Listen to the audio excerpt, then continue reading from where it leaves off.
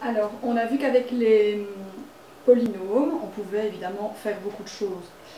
On a vu des polynômes au début, je ne sais pas si vous vous souvenez, avant les fractions algébriques, qu'on pouvait additionner, soustraire, multiplier, diviser. Donc ça c'était le plus difficile, division euclidienne et méthode d'Horner, avec des polynômes.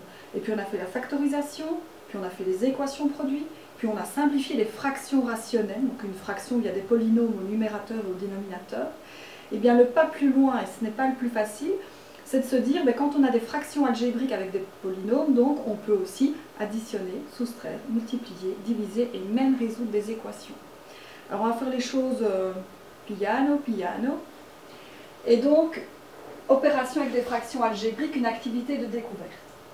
Un vendeur, regrettant de ne pas être devenu professeur de mathématiques, emploie toujours des formules bizarres pour calculer le nombre d'objets qu'il a vendus. Aujourd'hui, il a gagné 2x carré plus 3x euros en vendant ses montres. Chaque montre est vendue au prix de 2x plus 4x cube euros. Il a aussi vendu des bijoux pour lesquels il a gagné x carré moins 1 euro, chaque bijou étant vendu x plus 1 euro. Écrit la formule qui permettrait de savoir combien d'objets le vendeur a vendu ce jour. Donc on sait qu'il a vendu pour 2x carré plus 3x euros de montres et que chaque montre était vendue au prix de 2x plus 4x cube. Ça veut dire que si j'ai son chiffre d'affaires et que je divise par le prix d'une montre, j'aurai la quantité de montres qu'il a vendues. Au niveau des bijoux, on sait qu'il a fait un chiffre d'affaires de x carré moins 1 euro et que chaque bijou était vendu x plus 1. Écrit la formule, on ne demande que la formule là, ici, parce que je crois que je ferai le calcul maintenant, je vous perds, quoi.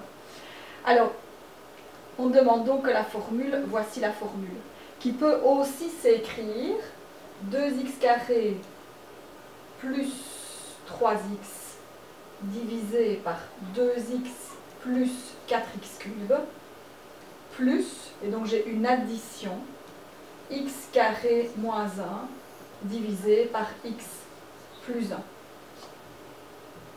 Alors dans l'ordre, pas de panique, je vais vous apprendre comment on réduit au même dénominateur, comment on additionne et qu'on soustrait, et puis ensuite on fera la multiplication et la division qui sont un petit peu plus faciles. Alors, on va passer ici pour réduire au même dénominateur. Alors, pour réduire au même dénominateur, on factorise les deux termes, on énonce, donc ça vous savez faire, on énonce les conditions d'existence, on simplifie les fractions. Jusque-là, tout ça vous savez faire. Ensuite, il faut déterminer le plus petit commun multiple et transformer. Je m'explique. Non, je ne vais pas m'expliquer maintenant. On va commencer dans l'ordre. Donc on commence par factoriser. X carré plus 3x, ça se factorise par la mise en évidence x fois x plus 3. X carré moins 9, c'est un binôme conjugué, ça se factorise en x plus 3 fois x moins 3. X carré moins 4, c'est de nouveau un binôme conjugué, et ça se factorise en x plus 2 fois x moins 2. Et enfin, ceci c'est un trinôme carré parfait, et ça se factorise en x-2 au carré. J'ai factorisé au maximum. Donc ici, je vais énoncer les conditions d'existence. Je les mets ici tout au-dessus parce que sinon je n'aurai pas assez de place. Donc x plus 3 différent de 0, x différent de moins 3. X moins 3 différent de 0, x différent de 3. Et alors ici c'est 2 fois, puisque c'est élevé au carré, la même parenthèse. Donc x moins 2 différent de 0, donc x différent de 2. Ça veut dire que pour que toute l'expression ici existe, il faut que x soit différent de moins 3 et 2. Une fois qu'on est là, on simplifie. Alors, je peux simplifier le x plus 3 avec le x plus 3. Je peux simplifier un x moins 2 ici avec un x moins 2 ici en dessous. Il me reste donc x sur x moins 3 et x plus 2 sur x moins 2. Voilà, on a quand même déjà une expression un petit peu factorisée. Un petit peu simplifiée, pardon. Alors, le plus petit commun multiple. Par exemple, quand vous cherchez à additionner 1/2 plus 2 tiers, pour trouver le dénominateur commun, vous faites 2 fois 3, et vous savez que vous allez donc arriver en sixième.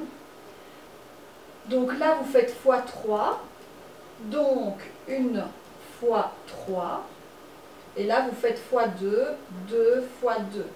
Donc vous êtes à 3 plus 4, et ça vous donne donc comme réponse 7 sixièmes. Vous avez réduit au même dénominateur. Et bien ici, c'est pareil.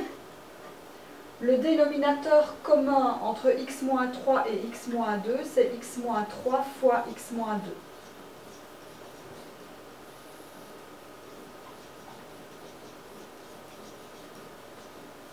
Ça veut dire que si ici vous avez multiplié par x-2, vous devez multiplier x par x-2. Et que si ici vous avez multiplié par x-3, vous devez multiplier x plus 2 par x-3. Et vous avez donc comme ceci réduit au même dénominateur.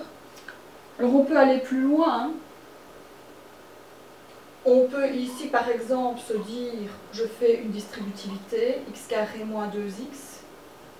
Sur le dénominateur, lui, reste pareil.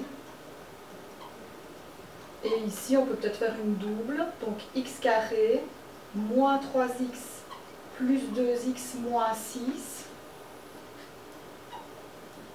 X moins 3 fois x moins 2. Et alors, celle-ci, on ne sait plus y toucher. Celle-ci, x carré, je groupe ces deux-ci, moins x moins 6 sur x moins 3 fois x moins 2. Ça, c'est une réduction au même dénominateur. Alors, ça sert à quoi de réduire au même dénominateur? Eh bien, ça sert à, par exemple, dans ce cas-ci, soustraire deux fractions algébriques. Alors, de nouveau, on recommence, on factorise. Donc ici, tiens, je me demande même si ce n'est pas le même qu'avant. X carré plus 3, x moins 9, x carré moins 4, si c'est le même qu'avant. Alors si c'est le même qu'avant, je vais reprendre ceci. Donc, pour la première, j'ai x carré moins 2x sur x plus 3 fois x moins 3, moins. Alors ici, j'ai x carré moins x moins 6, x carré moins x moins 6 sur x plus 3 fois x moins 3. Ça veut dire que si j'ai réduit au même dénominateur, je peux faire une grande barre de fractions. Et ça, c'est votre dénominateur commun. Ensuite, x carré moins 2x moins. Alors là, je laisse la parenthèse parce que quand on a un moins devant une grande barre de fractions, c'est comme si on avait un moins devant une grande parenthèse. Ça veut dire qu'à l'étape suivante, tous les éléments qui sont dans la parenthèse vont changer de signe.